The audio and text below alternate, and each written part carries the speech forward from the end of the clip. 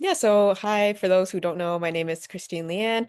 My pronouns are she, her, hers, and I am the program assistant for the Boards and Leadership and Commissions Leadership Institute. We're a 7-month leadership program. We work on a cohort model and we aim to equip BIPOC to be able to serve on local boards and commissions. And we work in the 5 areas: economic development, health, housing, transit, and workforce development.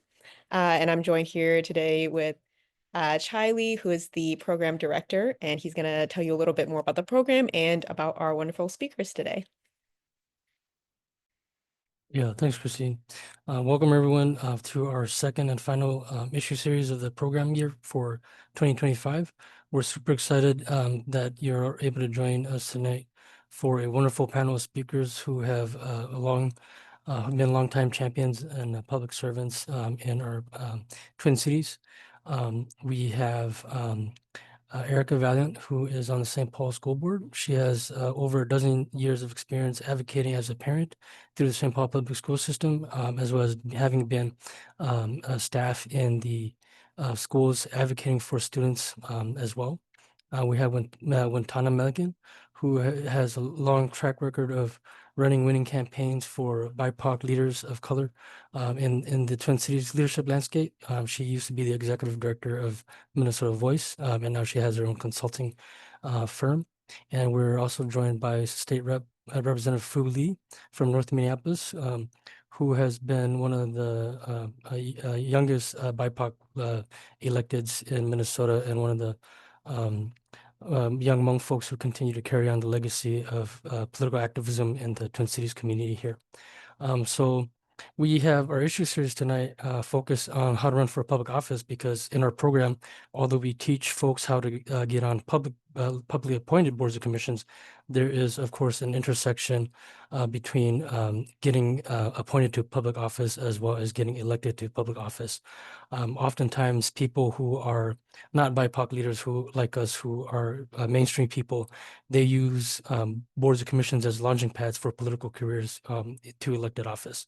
Likewise, once you get onto elected office, you have opportunities to serve on public boards and commissions and also advocate for others to be appointed to more boards and commissions. So there's this revolving door political relationship between the two forms of public service. So that's why it's logical that we take a deeper dive into this um, kind of next step of public service. And so we're gonna go in alphabetical order. And so Erica will speak first, and then Fu and then Montana will speak.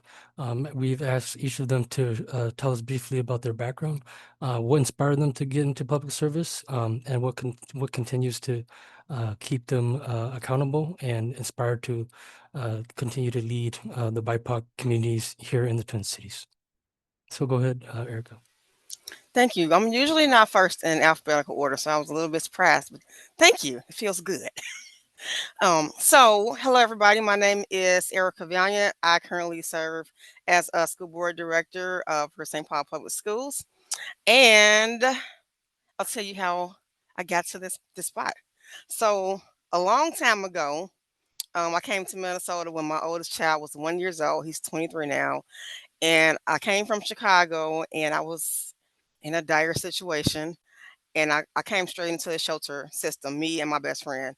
She had one kid, I had one kid, and my first car that I bought for $1,400.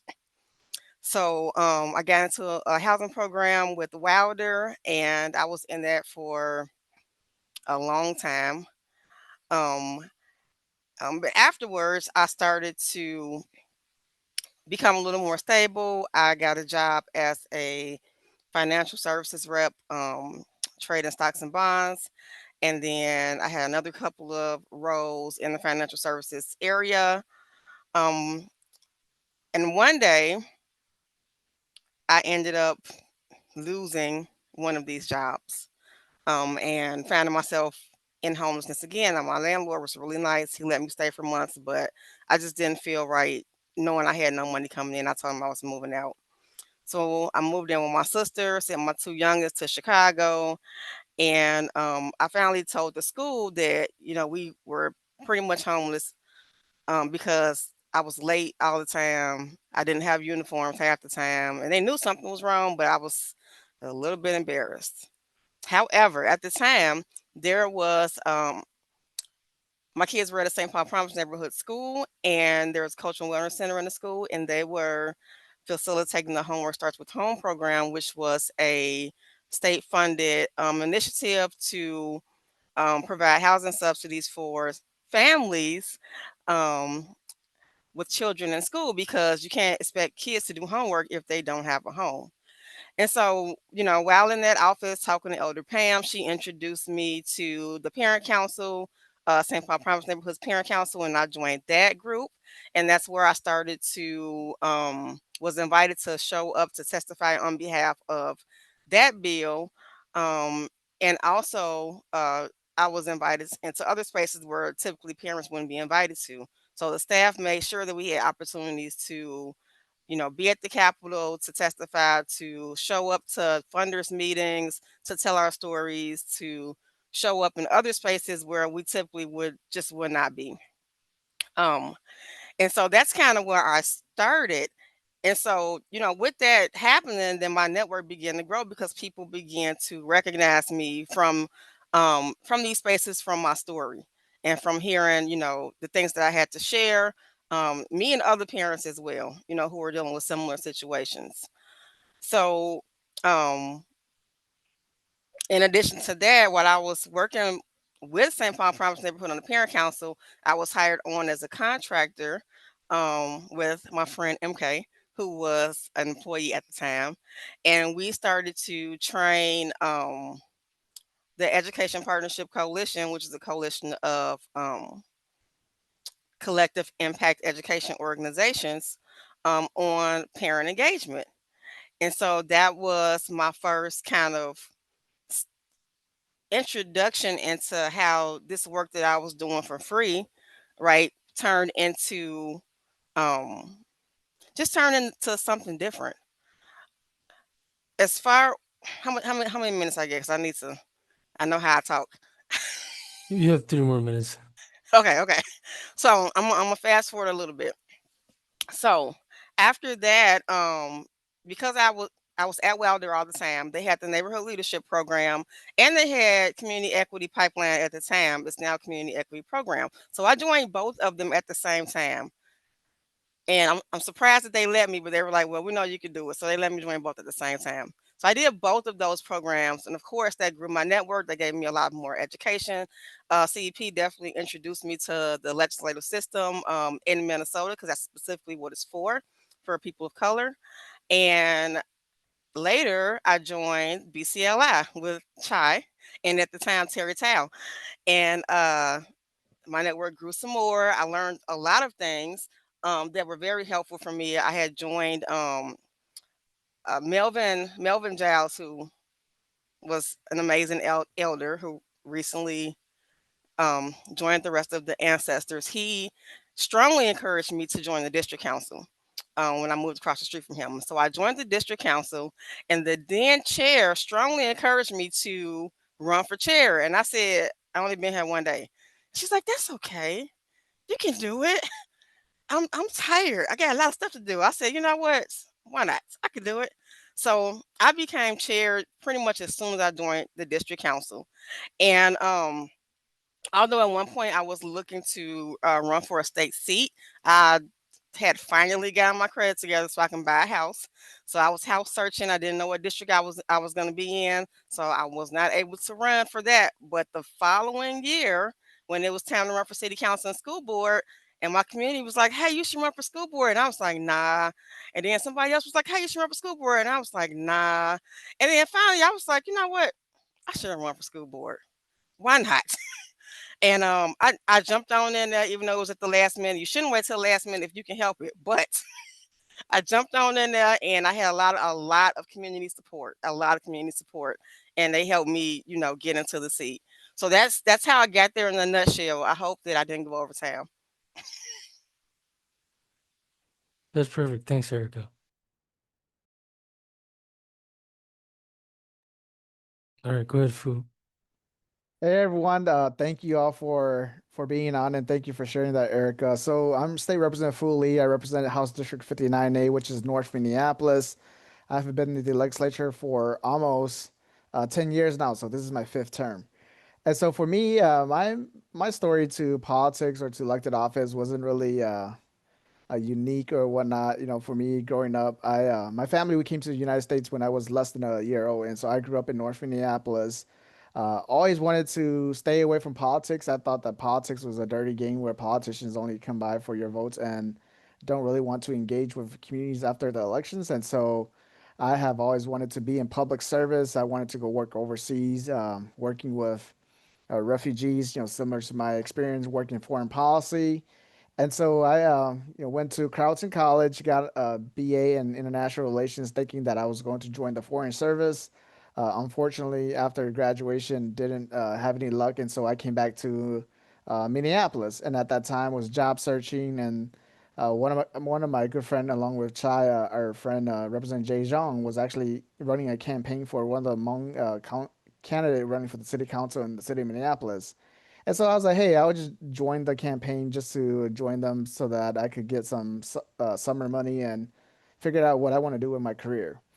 And so from then on, you know, I think that was, if you all remember Minneapolis politics back in 2013, that was the first time that we had like 35 mayoral candidates and organizing on the north side, you really see that a lot of our folks are not being engaged with candidates who's running for mayor or whatnot. And so I thought that hey, it is like that saying where politics is local, where if we don't organize our community to to show up to vote, to show up to push for issues that they care about, then that's oftentimes how we get left at the table.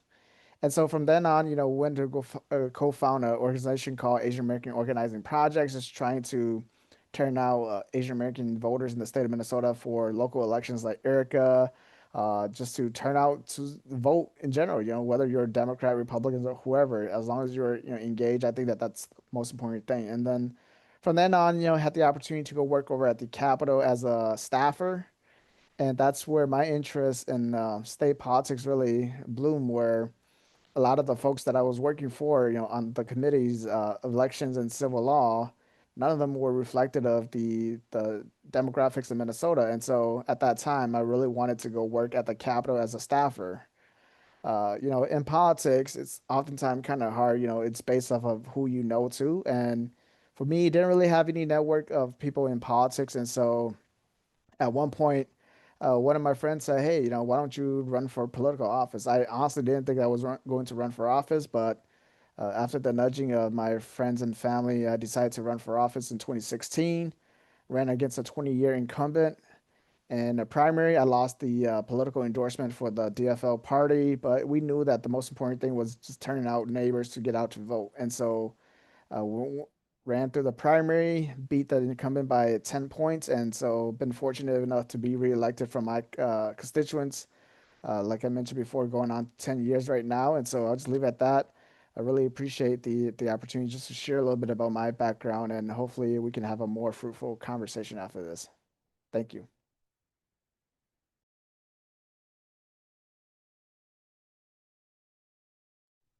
All right, thanks, Fu. And last but definitely not least, Wintana.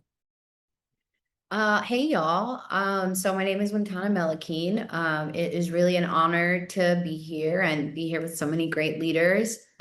Before I get into my personal story, I have to tell y'all a Fu story that still cracks me up to this day. Is the man he ran against, who I was just not a fan of at all, who didn't support two legislations I had, paid sick time and restored the vote. And Fu was running against him, and he was so scared. And so he then copied the bills and then made himself authors, but had no co-authors, and was trying to convince our organization he had been a supporter the whole time. And everywhere I went on the north side, he was always trying to corner me, and Fu was just running circles around him. And he just, yeah, so that was a really great election to watch, and honored to be here 10 years later. So yeah, my name is Wintana. I am not an elected official. I am one of those folks that has made the decision not to run. I think there are some of us that I think do better on the other side. And it was really a deep value in an inside-outside game. I actually got into this work in 2012. I had no plans on ever doing anything political. I'd been someone who had, voted for Obama and like support, loved Wellstone, but had really never done anything political. Me and a friend threw up a Facebook post talking about Trayvon Martin, asking people if they wanted to meet up. Ended up at that time becoming a 7,000 person rally. At that time, the largest rally in Minnesota history. I had never been to a protest or even a rally. All of this was very new to me. I met a friend there, Ilhan Omar, who at the time was a food service worker. I'm sorry, food nutrition worker. And neither of us were really in politics yet. And at that event, there was an organization called Knock, which is no longer in Minnesota, who reached out and said, "Can we help you plan this rally?" They provided a lot of technical support that I just didn't have as a new activist. And fast forward, that was in the spring of 2012, and then in the fall of 2012, I had worked on this thing called voter ID and the ban on gay marriage, and they were two ballot initiatives. And then I just became obsessed with campaigns at that point. I became obsessed with activism and community organizing. I went on from there to at this point, probably leading probably like 25 different campaigns from Minneapolis to St. Paul, suburban members of the legislature, and doing C3 civic engagement. I do a lot of voting rights work at the Capitol. But everything I do is at the intersections of economic justice, racial justice. And those are kind of the two things that kind of motivate me to do all this work.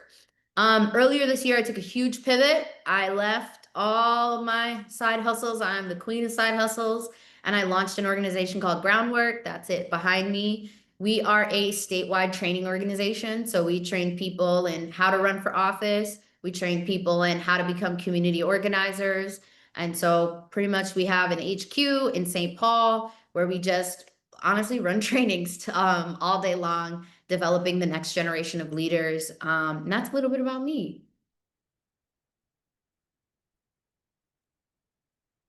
All right. Thanks, everyone. Let me put back up this screen share.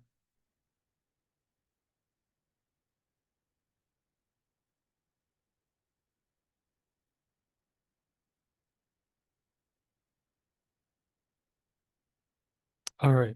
So thanks again for the three wonderful panelists for sharing their brief story of how they came into public service and running issues campaigns and other candidate campaigns for other powerful leaders. For folks on the Zoom here, does anyone have any immediate questions for any particular panelists or a general question about running campaigns or running for office? Feel free to take yourself off mute and ask the question.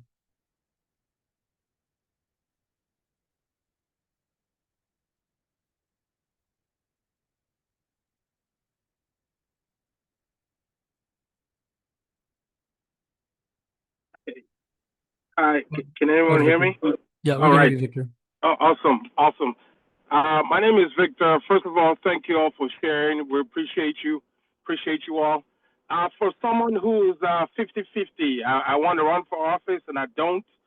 Let me be very real with you. We all know what's going on right now. Gun violence and the threat for BIPOC, and you all know that already. I don't need to preach to you. What can you say to encourage some of us that are, I'm a little bit scared. My address is out there, so everyone knows where I live. You know what I mean. I know a lot of actually, you know a lot of representatives who are being threatened as we speak. So, what can you say, or how can you encourage one to push forward? Like, if you understand what I'm trying to say, I hope that question makes sense. Despite all the everything going on, what can you say to encourage one to still push forward for running for office? Thank you.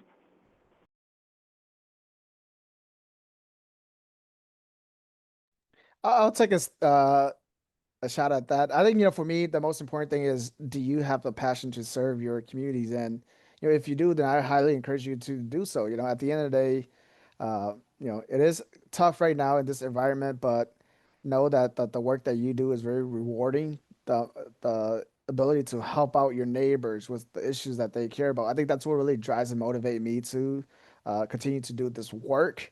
I think, one of the most important issues that I've been working for over at the Capitol is around environmental justice. A lot of my neighbors on the north side talks about how we are impacted every day by pollutions, by bad corporate actors. And, for me, just weighing in, do I let somebody who disagree with me, who may want to cause me harm, really, stop me by doing the work that I want to do for my communities? And if that's the case, then I think I would decide not to run, but I still have the passion to serve, still work with my neighbors. And you know, it is tough right now currently, but think about 2023 when the state of Minnesota, we had the trifecta at the Capitol, and with the amount of great work that we were able to do, to Wintana's point, we got paid sick time done, we got paid family medical leave, we got cumulative impact done. We've been working with my constituents on the north side for like 7 years ever since I got in, and so just know that the reward at the end it's going to be worth it. And so I highly encourage you to think about that. But at the end of the day too, really think about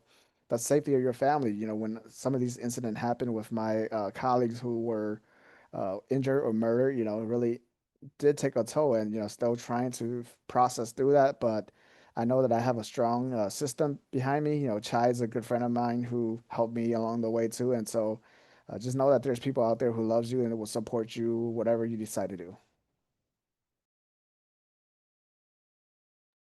Wintana, did you come off mute? Did you want to add? Yeah, I think, it's not as comforting as it sounds, but I do think that the political violence that we see in this country is actually far less than the day-to-day violence our communities see. And it's equally important for us to actually show up at the legislature and adapt and address all forms of violence. As someone who's worked for Congresswoman Omar since 2018, I've watched her get many death threats. I've watched people assault her, and these are absolutely horrific things.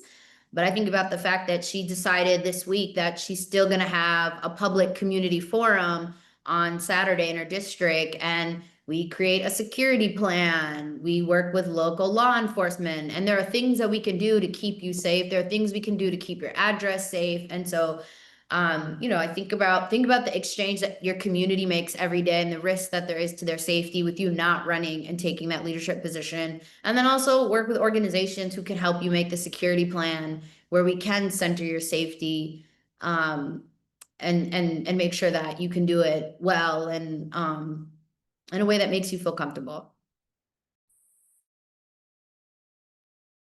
Yeah, Victor, and I'll just chime in too from a general perspective about political violence and safety. When Tana said earlier, it's important that we understand the trade-off, that the purpose of the current federal administration is to have this atmosphere where BIPOC folks like us are afraid, or we do live in fear. But we should be resilient and think of ways to react in the opposite manner, which those actions are intended for us, right? So, like, if we don't continue to be engaged in the policymaking process to grab our seats at the table, then our communities will continue to get assaulted on the streets, whether that's through deportations, stop and frisk, or other things like that. And so we have to continue to stand up. Thanks for that initial question. Are there other folks with questions?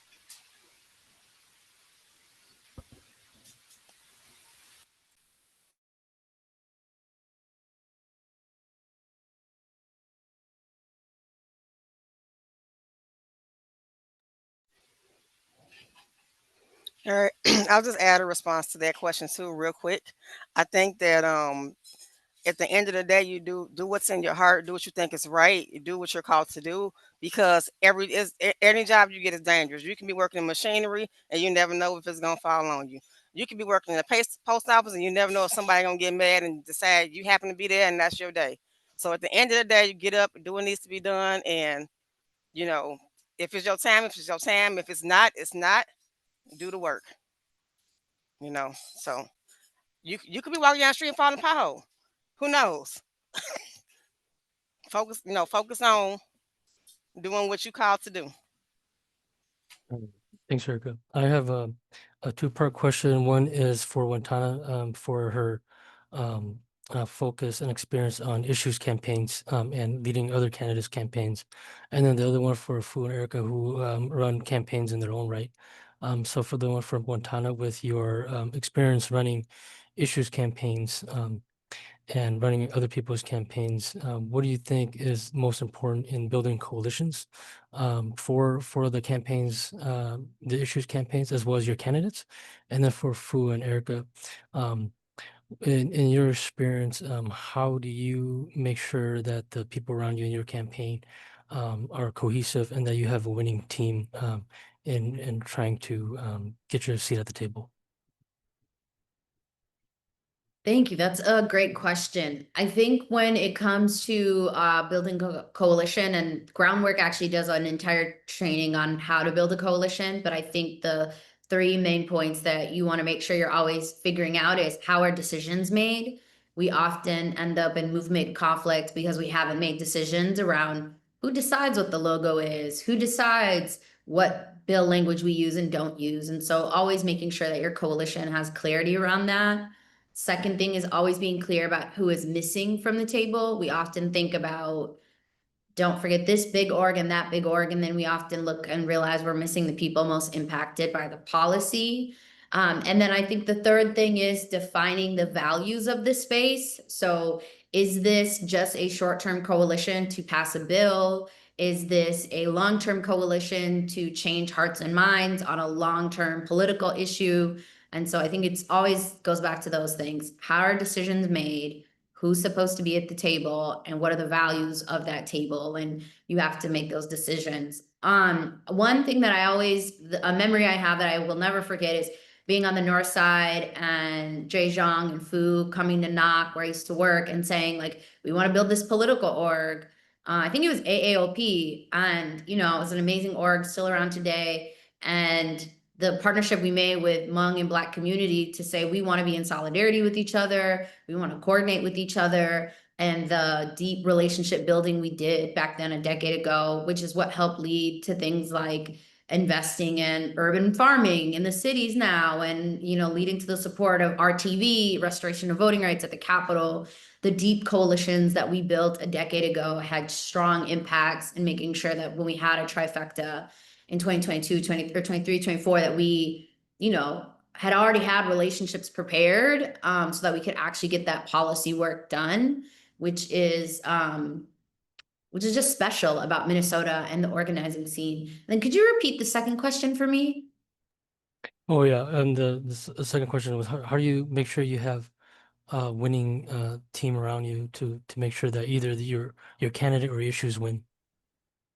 Yeah, I think I think that's the same as winning having a quality coalition is like what is your decision making model? Like, do you have a consensus model? Do you have a committee model? Do you have an individual leader model? All of those can work, but you have to actually decide and pick one.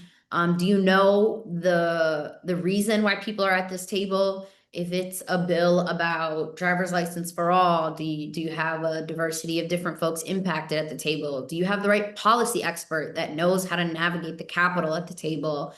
And then the last point, like, what are the values of this space? What are the goals? Is it to just win today or spend 10 years on messaging so that you can bend the arc of justice? And so I think those same things apply for whether it's an issue campaign or a candidate campaign. Thanks for your time. And Fu and Erica, similar questions for you. How do you win building coalitions around your issues, as well as how do you win as an individual candidate and make sure you have the right people and teams in place? I think, for me, for the second piece is really just uh, trying to empower and understanding people. And I say that because a lot of my the core team members, my campaign manager, his background, he's a graphic artist. And then, my sister is my treasurer. She works in, social services. But, at the end of the day, they really care about how, we move forward as a state, or, how do we make sure that our residents on the north side get the services that they need from the state, from the city, from the county. And so just being able to identify talent through, just everyday people that you know. And folks, may have these preconceived notions that you need to, have a degree in political science, you need to have a law degree, etc. But at the end of the day, it's just mostly more about, do you have a passion to serve and do you create change in your community? And kind of tying it to, I think, Lakita's question, what keeps you motivated? It's really, just understanding the struggles that a lot of our community members goes through and just fighting every day to make sure that we change it, whether that's incrementally or uh, you know, big and positive change. And this reminds me when I first ran for office, I used to work for the Secretary of State, Secretary Simon.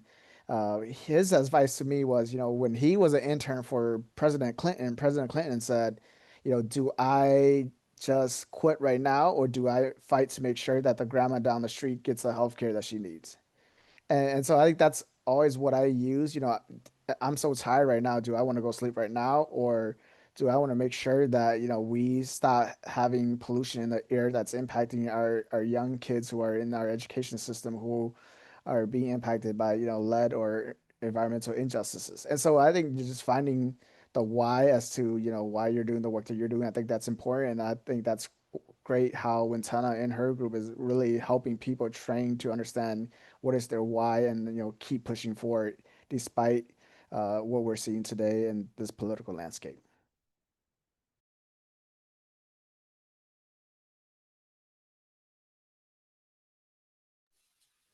Okay. Ask me the second part again. Oh yeah, how do you ensure as a candidate that you build the right coalition of partners and in your own core campaign team that you have the right folks in place to make sure that you win? Okay. So I'm going to answer this as best as I can. This is my first campaign. I did not have a campaign manager, but what I did have is a lot of people who supported me with either a little bit of time or advice from their campaign managers or from, experiences that they've had. Um, and I had my family, which you don't always have, but I had my two sisters and I had my teenage nieces and nephews and sons and even the little ones. I There are certain things that I could do. I knew how to. I made my own logo. I made my own materials because I'm an artist who doesn't really practice art, but I can do it if I need to. So I was able to do that, and really, for me, it was really a community effort to get me across. And I lean on my community. I'm only here because they want me here, and when it's time for you to make that decision to put your foot out, wherever you are, even if you don't feel like you qualify, if you don't feel like you have enough experience, just put one foot out and then put the next foot out, and you keep going. What do I need to do next? What's my must have? What report do I need to file? Where do I need to make sure that I'm letting people know that this is something I'm actually going to do? um who are the people who support me, who are the people who understand the issues that I'm going to be trying to address, and you bring those people along with you.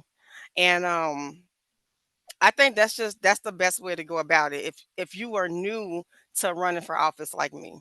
If you can, there's lots of organizations out there that will help you with your campaign. There's lots of access to good campaign managers or new campaign managers if you can get them before they're all snatched up.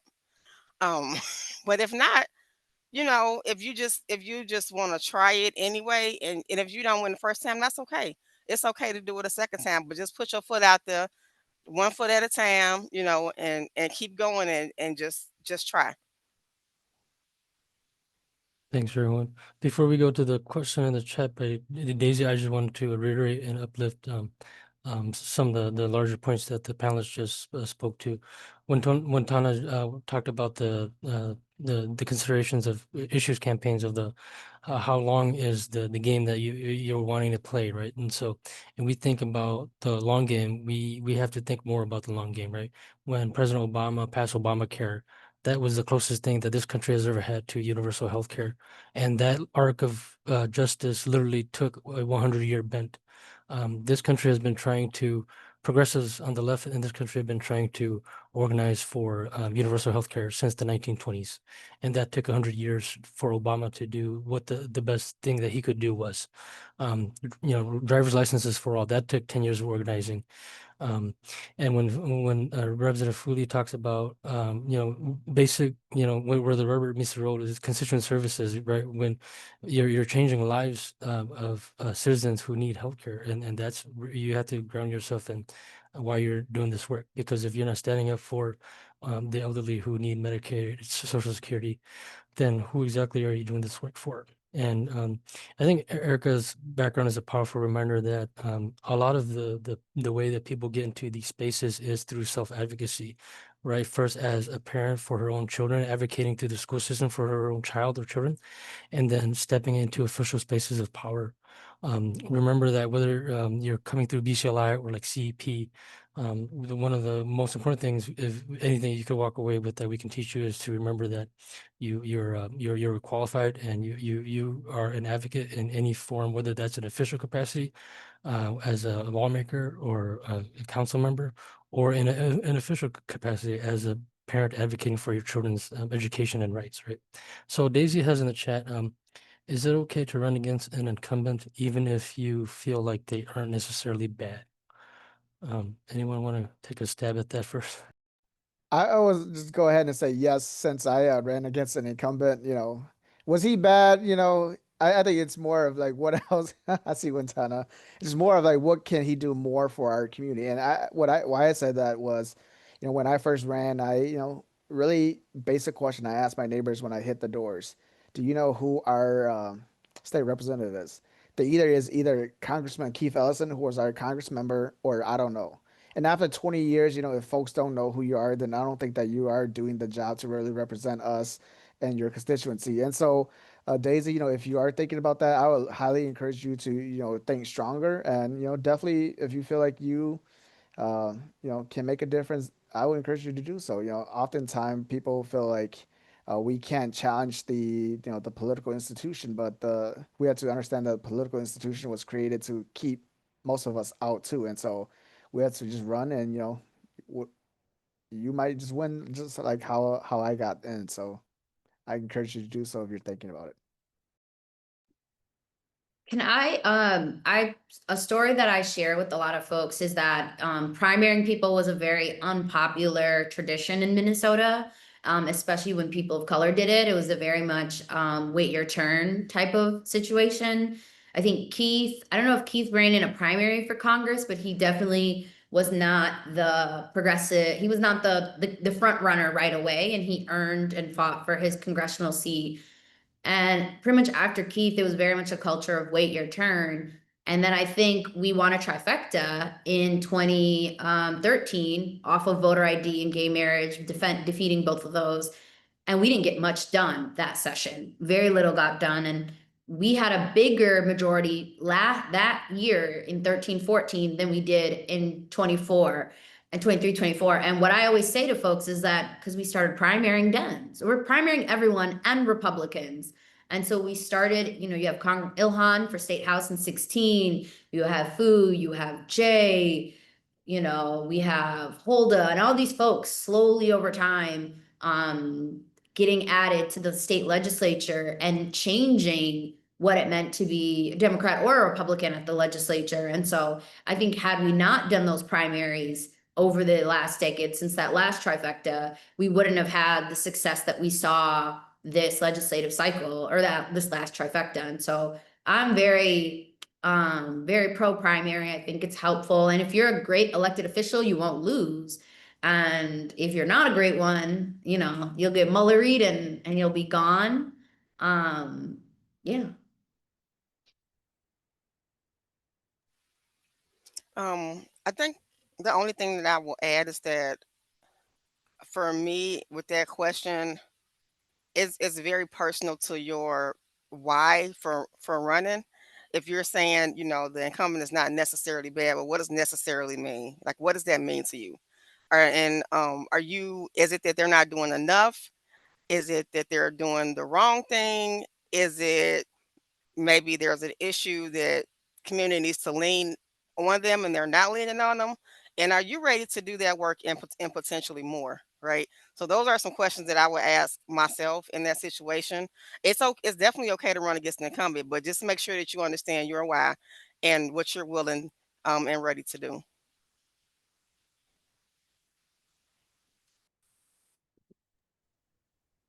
Yeah, thanks everyone. Um, Anyone else on the call have any particular questions or general questions for the speakers? Well, I wanted to share a little bit about Erica, and Yeah, like go ahead. I'm in Minneapolis's business, but I definitely live in St. Paul. Um, but I just want to talk about my experience with Erica when she was running for school board. I didn't know her, but one of the best validators you could have in the state of Minnesota, especially in St. Paul, was MK. MK was like, "This is our candidate. We're all supporting them." And I watched the way Erica coordinated with other political operatives, but more important than all of that, had really sound community voices backing her up. And even though she didn't come from the political class, this like group of people with the fancy clipboards and all the apps and tools was deeply, deeply rooted in community and very trusted, and moved forward very, very quickly and had a great election result. And I think it's testament that you don't have to be a political operative or an insider, especially if you have community roots. I mean, that's way more powerful than any other political connection could be.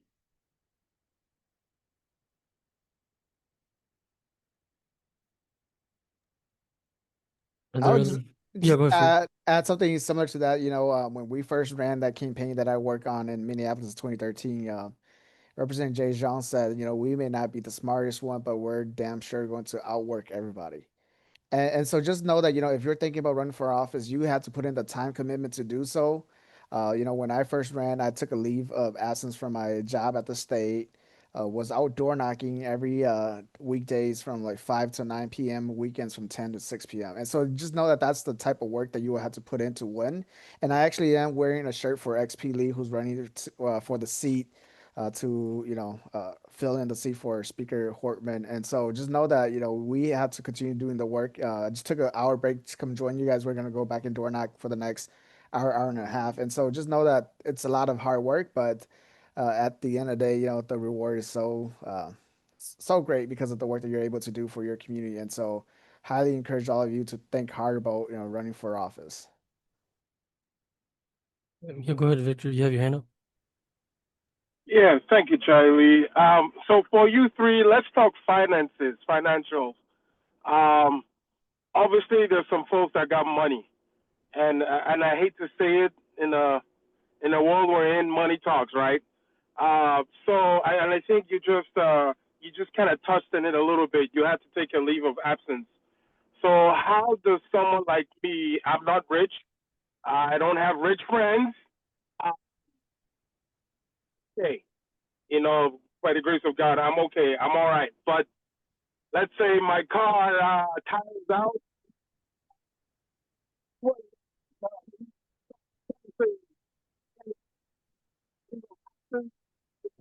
Sorry, Victor. Can where you're cutting out? Can you try to Oh, ask the question again? sorry. So, what advice do you have for for someone who can't take a leave of absence to run for office? Can I, if I can say, is that sorry? My power is out. That's why I'm in the car. So, does that make any sense? Can you hear me? Yep, yeah, it makes sense. I guess I Oh, can okay. go. Thank you.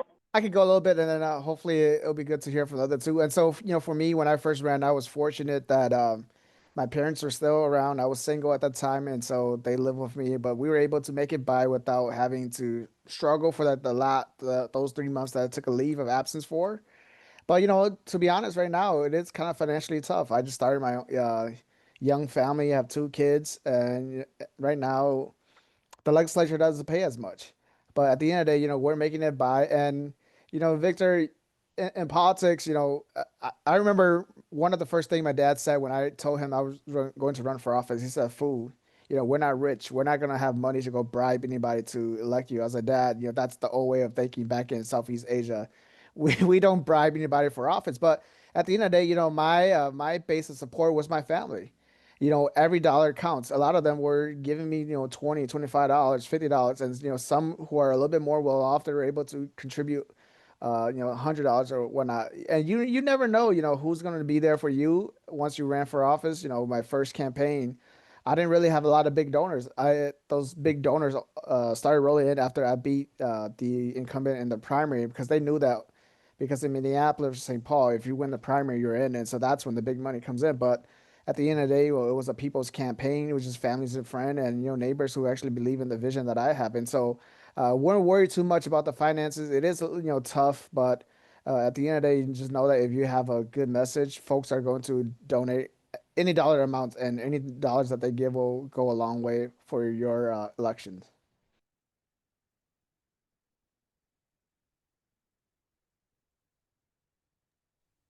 Were you gonna say something? Oh, so for me, I definitely couldn't take a leave of absence. I had to work and then work. I had kids, 5 kids at home. My oldest one was 20, probably one at the time, but my youngest one was like 5. So no leave of absence. But you know what what it did present is an opportunity to do stuff as a family, even if that stuff was door knocking. you know, Even if that stuff was showing up for events. And a lot of times I showed up with my kids, and um you really just have to make sure that you are um being out in the community, talking to people, um calling people, letting them know like what you want to do, like why you're even out here, knocking on their door or calling them while they're probably in the middle of dinner, and gaining support. And the best way to get people to donate. And if you know that you got to go to work, and you got door knock scheduled, and you got time blocked out for phone calls, that means you need to be doing some meal planning. Throw something in a crock pot, that night, so you can feed your kids the next day, or feed yourself. You know, make enough for 2, 3 days, or make a whole pot of chili so you can eat for a week. Buy some hot dogs to go with it. You just gotta kind of plan around, what your plan is, to make sure that you're okay. But you can definitely do it. And then you might get some sleep. You gotta get sleep. That's my last thing. Victor, I'll chime in briefly. I once ran for a public office 15 years ago, and I didn't win, but I definitely lived through your question. So at the time, I ran for state senate to fill the seat that Senator Mimo had just vacated, and I was working for the St. Paul mayor, so I had to take a leave of absence. And for the 1 month and a half that I ran.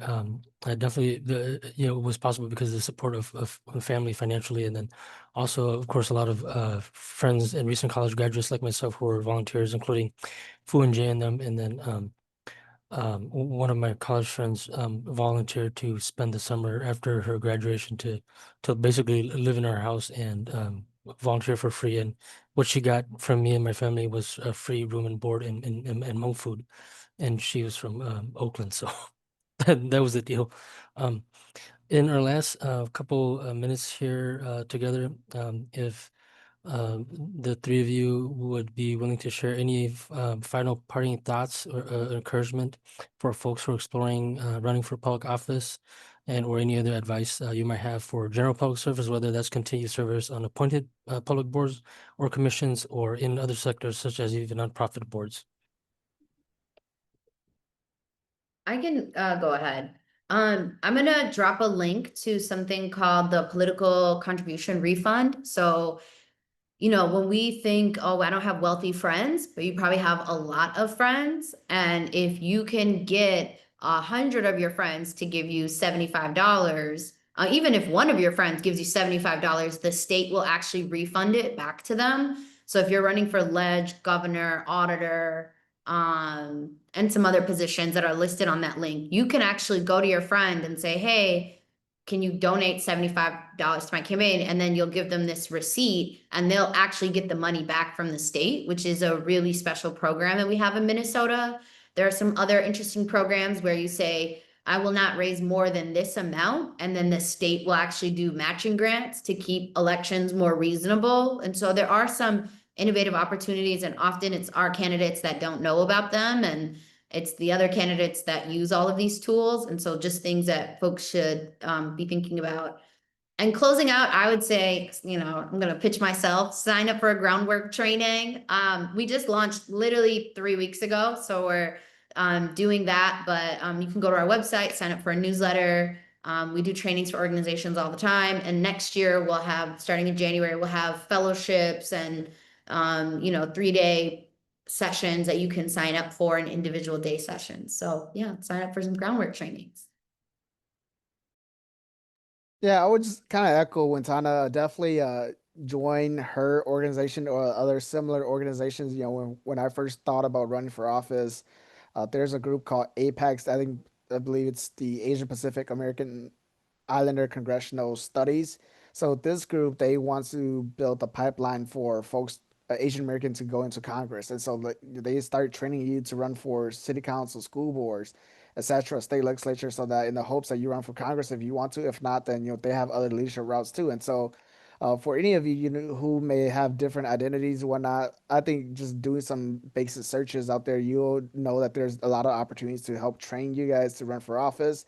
And then also just attending events like this or networking with all of us. I know that a lot of myself and my colleagues who are in the legislature who are BIPOC or are more than willing to just have a conversation just so that you can get a sense of what elective life at the state level is like, to see if that's something that's uh you know for you or not. And so feel free to reach out after this to me directly or to Chai and BCLI, and more than willing to connect with all of you after this too. So really thankful for all of you being here to listen to the three of us. I guess I'll say thank you for coming. Of course, I see a few of my people, in the participants list. So shout out to y'all and everybody else too. And definitely join Wintana's group. I think she dropped the link. So, everybody who knows me, I'm not gonna steer you wrong. So do what you gotta do.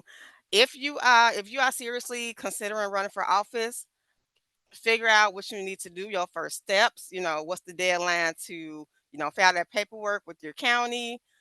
What you need to do as far as your finances and reporting, and start gathering a team. Start gathering people who will support you, who do support you, and that's the first thing you need to do. Um, and of course, come to things like this. Join BCLI, join CEP. Unfortunately, we don't have neighborhood leadership program anymore. It was awesome, but you know what? You got neighborhood leaders like us, and we are not hard to find. So, if you need a conversation or some advice, or you just want to chop it up right quick, um, let me know. I'll drop my number in the chat. Half of y'all got it already, but if not, I'll give it to you. And yeah, let's go. All right. Thanks, Montana. Thanks, Fu, and thanks, Erica. My colleague Christine just dropped a SurveyMonkey link in the chat. So we do very it's a short and sweet, but very serious eval at the end of every BCLI event. And this one is literally 4 questions. So if you could please take literally 30 seconds to fill out the eval, that would be great. We truly appreciate everyone showing up.